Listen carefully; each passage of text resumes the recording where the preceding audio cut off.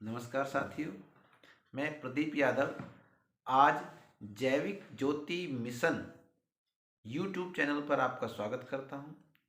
इस चैनल पर आपको जैविक खेती से संबंधित छोटी छोटी जानकारियां लगातार मिलती रहेंगी और आज इस चैनल बनाने का उद्देश्य ये है कि ज़्यादा से ज़्यादा किसान भाइयों के पास हमारी जानकारी आसानी से पहुंच सके।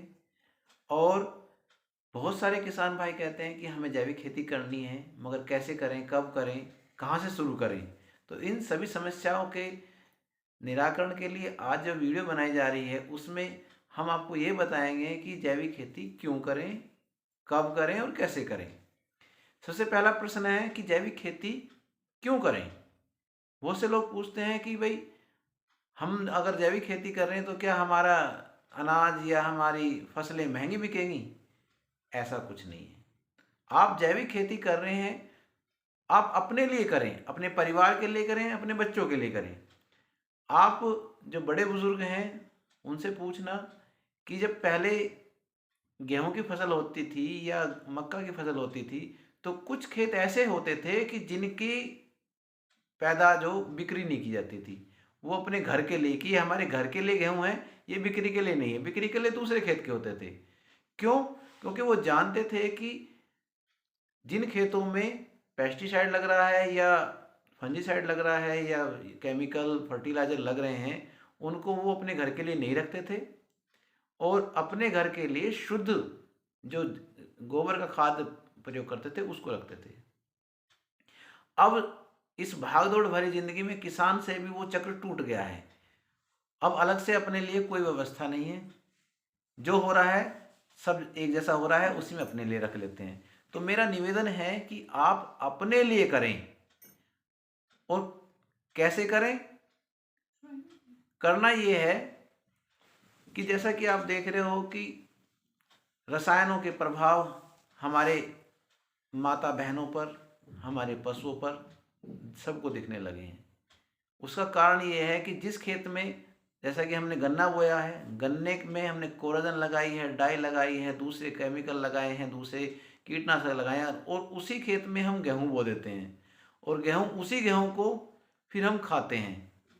तो वही गेहूं हम खाते हैं और उसी का भूसा हमारे पशु खाते हैं। तो धीरे धीरे धीरे धीरे रोज जब हम उस अन्न को खाते हैं तो उसका प्रभाव हमारे शरीर में पड़ रहा है और जो पशु खा रहे हैं उस चारे का प्रभाव इस पशु पर पड़ रहा है। तो दोनों ही प्रभावित हैं। हम दूध भी शुद्ध नहीं पी पा रहे हैं और अपना भोजन भी शुद्ध नहीं कर पा रहे हैं, क्योंकि हम अपने खेती स्वयं कर रहे हैं। तो कम से कम हम अपने लिए तो शुरुआत कर सकते हैं।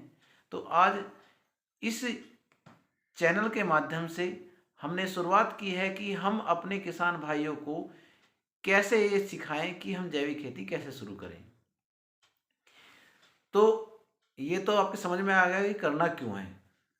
सीधा सीधा सवाल है कि अपने स्वास्थ्य के लिए, अपने बच्चों के स्वास्थ्य के लिए हमें जैविक खेती करनी है। अब कब से करें?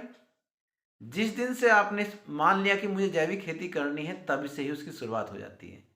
आप जैसे कि गेहूं की फसल खेतों में लगी हुई है, आप अभी से शुरू कर सकते हैं। जितना खाद आपने लगाना था लगा दिया, कोई दिक्कत नहीं है। पर अब के बाद जितना भी आपको यूरिया लगाना है उसकी मात्रा आधी कर दो और उसकी फ्रीक्वेंसी बढ़ा दो।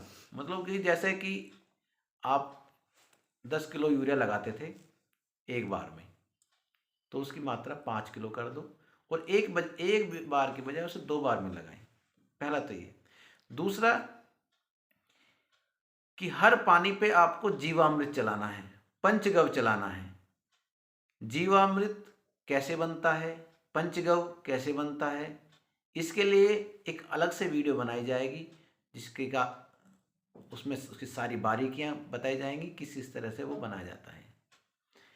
और पंचगव्य चलाने के बाद जब हमारे गेहूं की फसल पूरी हो जाएगी तो हमें पहले से ही इंतजाम ये रखना है कि इस खेत को हमें जैविक करना है, तो उसके लिए गोबर की खाद का इंतजाम रखें। या तो अपने पास है तो अच्छी बात है, नहीं है तो आपको चाहे खरीदना पड़े।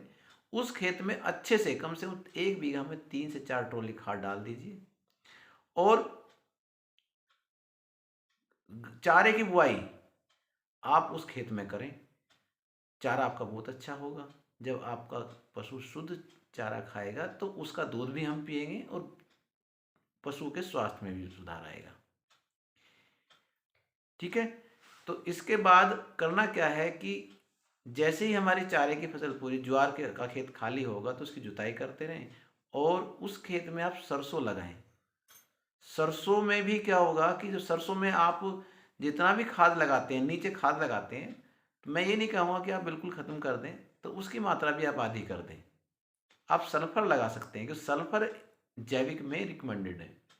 आप सल्फर लगाइए तो उससे क्या होगा, आपकी जो तेल की गुणवत्ता है वो अच्छी होगी।